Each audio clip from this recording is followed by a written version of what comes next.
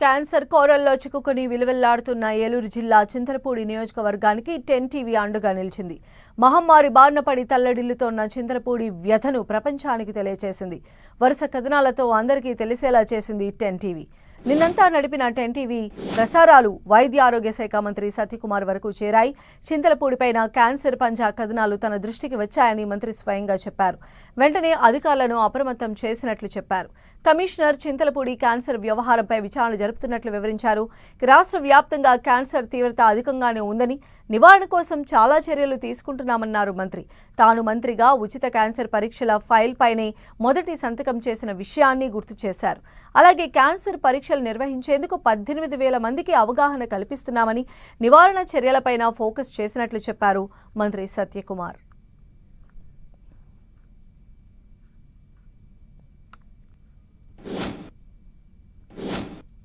Cancer తీవ్రత చాలా ఉంది. అందుకని ప్రభుత్వం వచ్చిన తర్వాత ఆరోగ్య శాఖ మంత్రిగా నేను మొట్టమొదటిగా సంతకం పెట్టిన ఫైలు ఉచితంగా క్యాన్సర్ పరీక్షలు నిర్వహించాలి. ఎందుకంటే క్యాన్సర్లో మొత్తం క్యాన్సర్లో 70% క్యాన్సర్లు నివారించదగ్గవి. అందుకని నివారణ మీద ప్రత్యేకంగా దృష్టి పెడుతున్నాం. దానికోసం ఈ మ్యారథాన్స్ కానీ, హ్యాకథాన్స్ కానీ, లేదా క్యాన్సర్ సర్వైవర్స్తో అవగాహన కలిగించే ప్రయత్నం చేస్తూ, రెండోది ప్రజలు దగ్గరకు వచ్చేదాకా గుర్తించరు కాబట్టి ఇవాళ గ్రామం ప్రొయాక్టివ్గా మేమే 4 కోట్ల NCD 4.0లో 4,10,00,000 మంది టార్గెటెడ్ పాపులేషన్కి 18 సంవత్సరాలు నిండిన ప్రతి మహిళకి, అమ్మాయికి, అబ్బాయికి ఈ ఓరల్ క్యాన్సర్, ఇది ఓరల్ క్యాన్సర్ ప్రధానంగా దాదాపు 30% దాకా ఓరల్ క్యాన్సర్ కారణంగా క్యాన్సర్ బారిన పడుతున్నారు. రెండోది 18 సంవత్సరాలు నిండిన ప్రతి అమ్మాయికి బ్రెస్ట్ క్యాన్సర్ చేస్తున్నాం, పరీక్షలు చేస్తున్నాం. అదేవిధంగా 30 సంవత్సరాలు నిండిన ప్రతి మహిళకి సర్వైకల్ క్యాన్సర్ పరీక్షలు చేస్తున్నాం. ఈ రెండు ఇంటి దగ్గరికి వెళ్ళి చేయగలుగుతాం. దీంట్లో మేము హోమియోబాబా క్యాన్సర్ ఇన్స్టిట్యూట్తో కొలాబరేషన్తో దాదాపు 18,000 మంది హెల్త్ ప్రొఫెషనల్స్ని ట్రైనింగ్ చేశాం. ట్రైనింగ్ చేసిన తర్వాత ఊర్లోకి వెళ్ళి ఇవాళ వీటికి పరీక్షలు నిర్వహిస్తున్నాం. సర్వైకల్ క్యాన్సర్కి చాలామంది ముందుకు రావాలి. ఎందుకంటే మనం చూస్తున్న స్క్రీనింగ్లో చూస్తే ఓరల్కి, బ్రెస్ట్కి చాలా ముందుకు వస్తున్నారు. సర్వైకల్కి రావాలి. సోషల్ స్టిగ్మా, హెల్త్ ఫెసిలిటీకి పోవాలా. హెల్త్ ఫెసిలిటీకి వెళ్తే అక్కడ ప్యాప్స్మియర్ టెస్ట్ చేయాల్సి వస్తుంది. అక్కడికి వెళ్ళి చేసుకోవడానికి ఇష్టపడట్ల మహిళలు. మేమేం పోతాం ఆయుష్మాన్ ఆరోగ్య మందిర్కి లేదా PSCకి, మాకేం కాదు అనే ధైర్యం ఒకటి. కానీ అది అందుకని అవగాహన కల్పిస్తున్నాం. ప్రతి ఒక్కరు పరీక్షలు నిర్వహించుకోండి, ఉంటే మంచిది. లేకపోతే పెరిగిన తర్వాత వీటిని ఏం చేస్తున్నాం, ఈ 250 మంది స్పెషలిస్టులని, 120 మంది సూపర్ స్పెషలిస్ట్ కూడా ట్రైనింగ్ ఇవ్వడం జరిగింది. వీళ్ళని సస్పెక్టెడ్ కేసెస్ ఏ ఉంటాయో దాన్ని మళ్ళీ కన్ఫర్మేషన్ కోసం పంపిస్తాం. కన్ఫర్మేషన్ టెస్ట్ అయిన తర్వాత ఈ టెర్షరీ హాస్పిటల్స్లో కానీ, క్యాన్సర్ స్పెషల్ ట్రీట్మెంట్ ఇస్తున్న నెట్వర్క్ హాస్పిటల్స్లో కానీ ట్రీట్మెంట్కి పంపిస్తాం. దీనికి స్పెషల్ బ్రాండింగ్ పెట్టాం. 222 పేరుతో సపరేట్ వార్నింగ్ ఇది పెట్టాం. ఎవరైతే కన్ఫర్మ్డ్ కేసెస్ ఉందో ఆశా వర్కర్ వచ్చి వాళ్ళని టెర్షరీ GGHలకు తీసుకెళ్తారు. బ్రాండింగ్ కూడా పెట్టాం. ఇంత అవగాహన కలిగిస్తున్నప్పటికి కూడా ఇంకా రావట్లేదు. అందుకనే నేను మీడియాని ప్రత్యేకంగా ఇవాళ కోరుతున్న విజ్ఞప్తి ఏంటంటే, 10 టీవీ వరుస కథనాలు మంత్రి ఆదేశాలతో అధికార యంత్రాంగం చింతలపూడి బాట పట్టింది. ఏలూరు జిల్లా ఇన్ఛార్జి వైద్యాధికారిని డాక్టర్ శోభ ఎండపల్లి, రాఘవాపురం ప్రాంతాల్లో పర్యటించారు. క్యాన్సర్ వ్యాధి బాధితులతో జిల్లా వైద్య బృందం మాట్లాడి వివరాలు తెలుసుకుంది. 10 టీవీ ప్రసారం చేసిన కథనాలతో తాము రాఘవాపురం, ఎండపల్లిలో పర్యటిస్తున్నామని జిల్లా ఇన్ఛార్జి DMHO డాక్టర్ శోభ తెలిపారు. ప్రస్తుతం గుర్తించబడినవి 8 క్యాన్సర్ కేసులున్నాయని, వారంతా రాఘవాపురం PCHలో చికిత్స పొందుతున్నారని చెప్పారు. క్యాన్సర్పై అవగాహన పెంచేందుకు ప్రచార కార్యక్రమాలు నిర్వహిస్తున్నామని తెలిపారు. ఉచిత ఆరోగ్య పరీక్షలు నిర్వహించేందుకు స్వచ్ఛంద సంస్థలతో మెడికల్ క్యాంపులు నిర్వహిస్తామంటున్న డాక్టర్ శోభతో మా ప్రతినిధి Srinivas face to face. Eluru జిల్లా చింతలపూడి మండలంలోని కొన్ని గ్రామాలకు సంబంధించి కూడా క్యాన్సర్ విజృంభిస్తుందని చెప్పి మన కంటి కథనం ప్రచారం జరిగింది. ఈ నేపథ్యంలోనే వైద్య ఆరోగ్య శాఖ అధికారులు అయితే కూడా ఆ ప్రాంతాలను పరిశీలించడం జరిగింది. ప్రస్తుతం మనతో DMHO ఉన్నారు.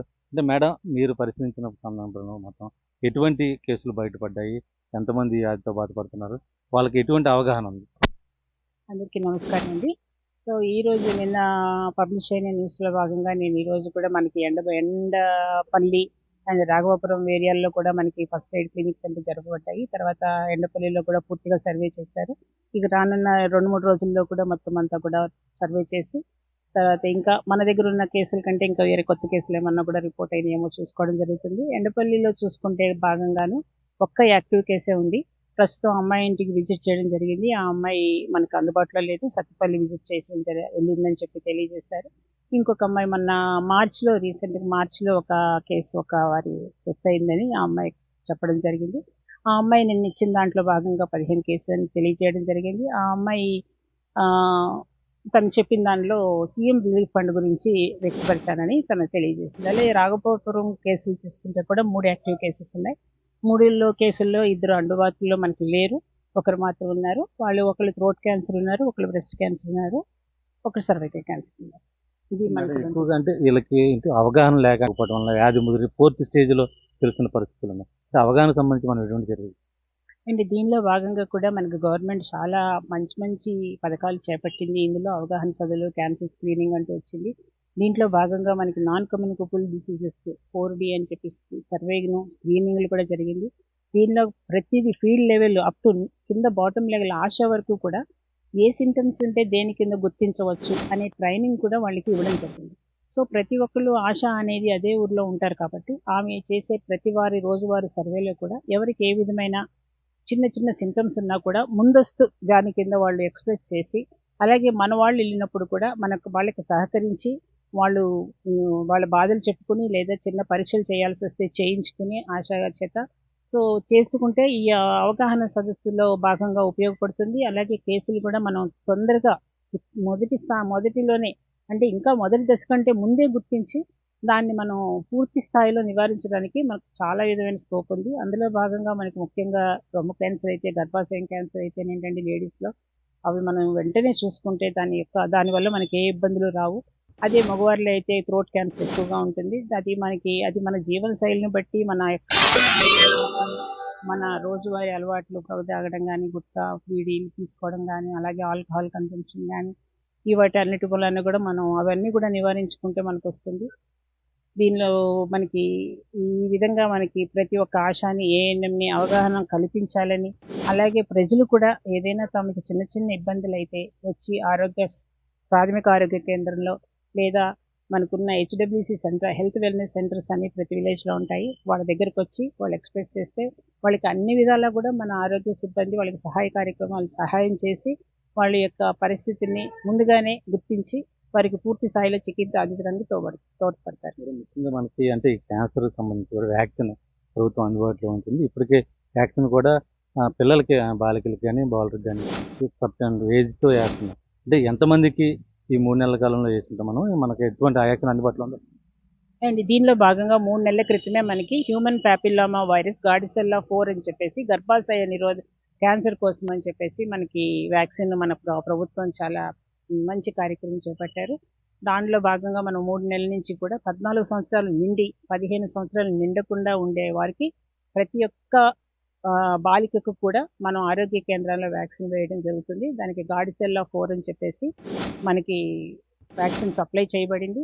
దాంట్లో భాగంగా మనం ఏంటంటే 13,575 మందికి మన జిల్లా స్థాయిలో ఇంతమంది పిల్లలు ఉన్నారని మన సర్వే ద్వారా గుర్తించి మనకి రిపోర్ట్ ఇవ్వడం జరిగింది.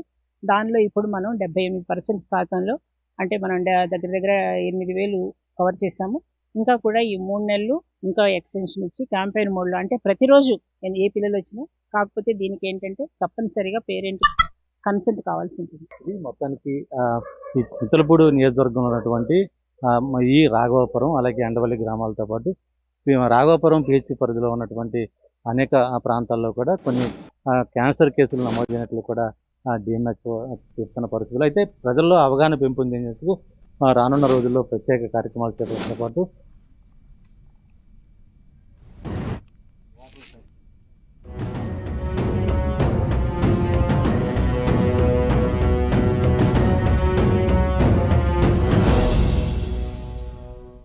మొత్తంగా ఏలూరు చింతలపూడి నియోజకవర్గంలో కోరలు చాచిన క్యాన్సర్పై 10 టీవీ నిన్నంతా కథనాలు ప్రసారం చేసింది.